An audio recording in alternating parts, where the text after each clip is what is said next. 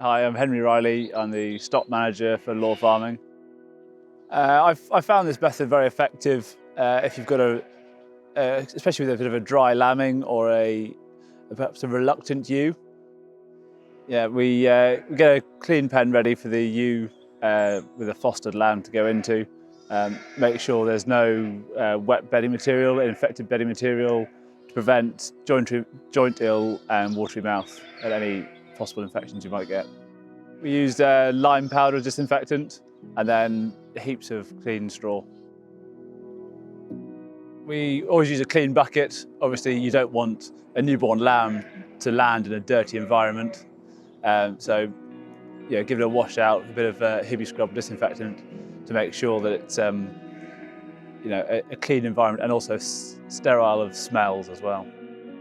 We have all our ewes embryo scanned, so we know how many lambs they're due.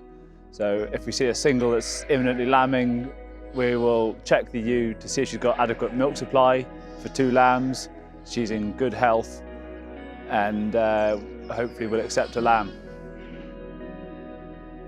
We then will move the ewe into an individual pen where we will do the lambing ourselves and to make sure that the ewe doesn't see her own lamb or the fostered lamb, and then once she's lambed, she can remain in that pen and not be stressed by having moved a second time.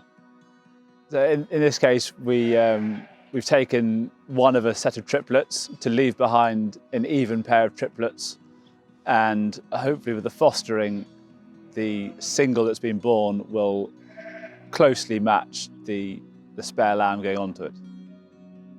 Often we'll do the main part of the lambing to get the lamb into the birth canal and through the cervix. When she's lying down, you're not physically pulling the lamb against gravity, you're coming horizontally pulling the lamb out. I've adopted this method over a few years as a method of collecting all the lambing fluids available, especially for quite a dry lambing, it works very well. Rather than the lambing fluids running off into the bedding, they're collected in a bucket. You can add the lamb to be fostered on, mix them together really well, making sure you cover their head and the bum, the important areas for the scent of the lamb. So the fostered lamb smells like her natural lamb. And also, if you need to, you can add a splash of water into the bucket to dilute the fluid down, and that then helps spread it further. Often what happens the lamb will stand up and fall over in the bucket a few times, and then that sort of really coats the lambs really well. Also, there's no foreign smells or other ewes having lambed in the same area, which will confuse the smells again. It's always useful to have an extra pair of hands, especially if you've got a flighty ewe that wants to run away. Someone to hold the ewe, restrain her, stop her running off. Stop her seeing the lamb is very important as well. And so if they can hold the lamb for you while you're doing the lambing, or if even a third person can bring the lamb at the crucial moment. So the ewe accepting the foster doesn't see any lambs until they're both in front of her with the right smells.